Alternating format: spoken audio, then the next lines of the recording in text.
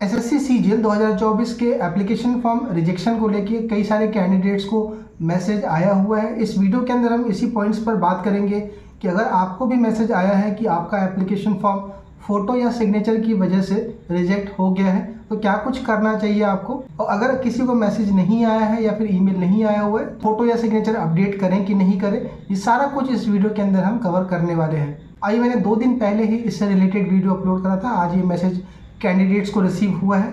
क्या कुछ इसका रहता है, क्या कुछ चीज़ों का आपको ध्यान रखना है, सब कुछ इसके अंदर मैं डिटेल में कवर करने वाला हूँ। आगे बढ़ने से पहले आपसे रिक्वेस्ट होगा कि नीचे ट्विटर प्रोफाइल का लिंक दिया हुआ है, ट्विटर पे आप मुझे जरूर फॉलो कर लीजिए। ये पूरा डिटेल आर्टिकल मैंने सुबह ही पोस्ट कर दिया था वहाँ पे। साथ ही साथ एसएससी सीजीएल या फिर अदर एग्जाम्स के लिए भी वहाँ पर अपडेट समय समय पर हो रहा है। और अगर अभी तक आपने चैनल को सब्सक्राइब नहीं किया है तो ज़रूर सब्सक्राइब कर लीजिएगा। इंस्टाग्राम और टेलीग्राम पर मैसेज बहुत सारे आ रखे हैं, खासकर पहले से ही कास्ट सर्टिफिकेट और इनको लेकर के।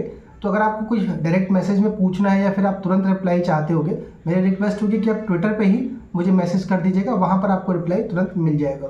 सीजीएल 2024 का जो फॉर्म भरना था उसका लास्ट डेट 27 जुलाई थी और आज यानी कि 7 अगस्त 2024 को ये मैसेज आया है कैंडिडेट्स को कि आपका फॉर्म फ़ोटो या फिर सिग्नेचर की वजह से रिजेक्ट हुआ है। और जो ये करेक्शन विंडो है 10 और 11 को, इसमें आप इसको ठीक कर लीजिए, सुधार लीजिए, वरना आपका जो एप्लीकेशन फॉर्म है वो रिजेक्ट हो जाएगा। मैं आपको बता दूं कि एसएससी के पहले भी जो एप्लीकेशन हुए हैं, यानी कि 2023 में सीजीएल या फिर सीएचएसएल, उसमें जो एप्लीकेशन फॉर्म रिजेक्ट हुए हैं उसका जो मेन 2 कारण रहा है वो फोटोग्राफ और सिग्नेचर ही रहा है। पहले हम बात कर लेते हैं इस मैसेज को लेकर के। ये मैसेज मोबाइल पर एसएमएस के द्वारा कैंडिडेट्स को रिसीव हुए हैं और ये मैसेज रीजनल हेडक्वार्टर एसएससी के वहाँ से आ रहे हैं। मैंने जो पोस्ट करा है अभी देखोगे आप, वो ईस्टर्न रीजन का है आपका। तो ये जो मैसेज आएगा वो हर रीजन वाइज आएगा, सीआर का अलग आएगा, एनआर का अलग आएगा, और ये सभी रीजनल हेडक्वार्टर से आएगा क्योंकि ये गाइडलाइन जो है वो हेडक्वार्टर दिल्ली की तरफ से है। तो सभी रीजनल वेबसाइट आपको ये अपडेट करेंगे या ये मैसेज के थ्रू बताएंगे। तो आपसे रिक्वेस्ट होगा कि जो आपने मोबाइल नंबर डाला है एप्लीकेशन फॉर्म में, कई सारे मैसेज अभी आए हैं आज सुबह कि उनका मोबाइल नंबर जो डाला था उसमें रिचार्ज नहीं है या फिर कोई ऐसी इशू आ गई है, तो आपसे रिक्वेस्ट होगा कि उसको अपडेट कर लीजिएगा। साथ ही साथ अपना जो ईमेल एसएससी में भरा था उसको भी आप रिफ्रेश करते रहिएगा। और ये चीज़ आप कोशिश करिए कि 10 तारीख और 11 तारीख का जो डेट है अगस्त में, वहाँ तक आप ज़रूर उसको देखते रहिएगा।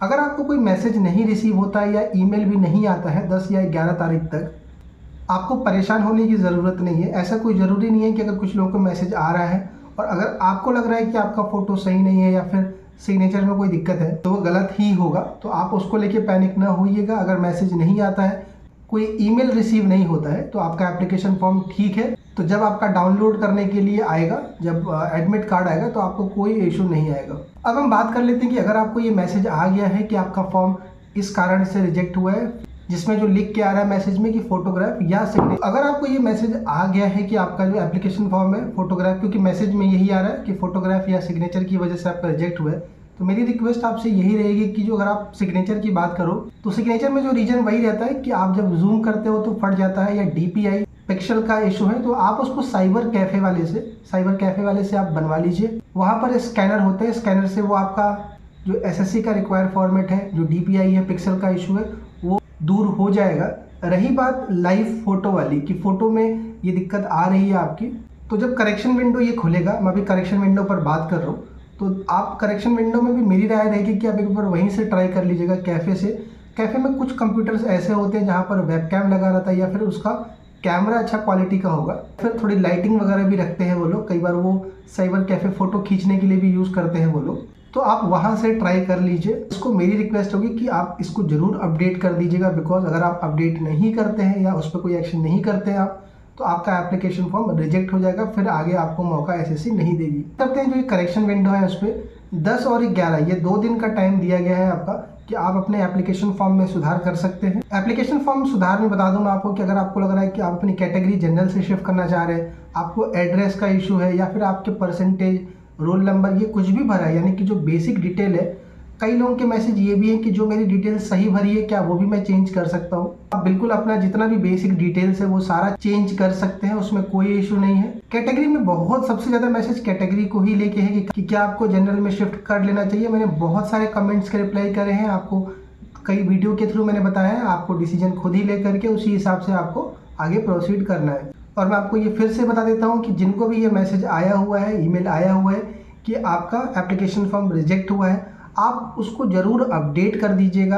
अगर आपका साइबर कैफ़े नहीं है या फिर अगर आप घर से ही कर रहे हैं तो आप ट्राई करिएगा कि उसको थोड़ी अच्छी क्वालिटी में, इम्प्रूव क्वालिटी में आप उसको अपने एंड से एक बार एडिट का ऑप्शन डाल दीजिएगा, क्योंकि जब आप एडिट का ऑप्शन डाल देंगे या फिर आप उसको चेंज कर देंगे जो रीज़न उन्होंने बताया है, तो फिर सारी रिस्पॉन्सिबिलिटी उन पे ही चली जाएगी। और अगर रिजेक्ट फिर भी करते हैं आगे, तब देन उस टाइम पर भी ईमेल का या फिर ऑप्शन रहता है कि आपने एक्शन लिया था, और उनके भी डेटाबेस में ये आ जाएगा कि आपने एसएससी ने अगर उनको इंटीमेशन दिया है या फिर उनको अलर्ट करा है कैंडिडेट्स को, तो उन्होंने उसको एक्शन लिया है, या फिर आपका जो एप्लीकेशन फॉर्म है वहाँ पर एडिटेड दिखेगा एसएससी के साइट पर, जो उनका खुद का जो पर्सनल डेटाबेस होगा उसमें उनको वो चीज़ एडिटेड दिख जाएगी। सवाल ये उठता है कि अगर हमने अपडेट कर दिया या फिर जो चीज़ एसएससी कह रही है हमने कर दिया, फ़ोटो और सिग्नेचर कर दिया, तो क्या फिर भी हो सकता है क्या कि जो हमने लगाया है वो फिर से दिक्कत आ जाए? खासकर उनको दिक्कत आ रही है जिनके कान वाले इशू है।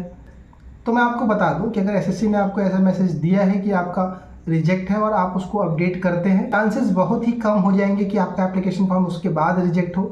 और मैं आपको फिर बता दूं कि अगर रिजेक्ट होता भी, 1% मान के चलते हैं होता भी है, देन उस टाइम पर आप एसएससी हेडक्वार्टर को या रीजनल ऑफिस जो एसएससी के वहाँ पर मूव करके आप ये उनको ज़रूर बताएंगे कि आपकी तरफ से ये अपडेट करने के लिए आया था, मैंने रिक्वायर फॉर्मेट में ही किया है। देन वो चाहेंगे तो चेंज कर सकते हैं, लेकिन अभी के लिए जो एसएससी का गाइडलाइन है उसी के अकॉर्डिंग आप फोटोग्राफ और सिग्नेचर को अपडेट कर दीजिए। जिनको भी मैसेज आया हुआ है, जिनको मैसेज या ईमेल कुछ नहीं आया हुआ है, आप रिलैक्स रहिए, आपके एप्लीकेशन फॉर्म में कोई इशू नहीं है। अपने सारे सवाल कमेंट सेक्शन में डालिएगा।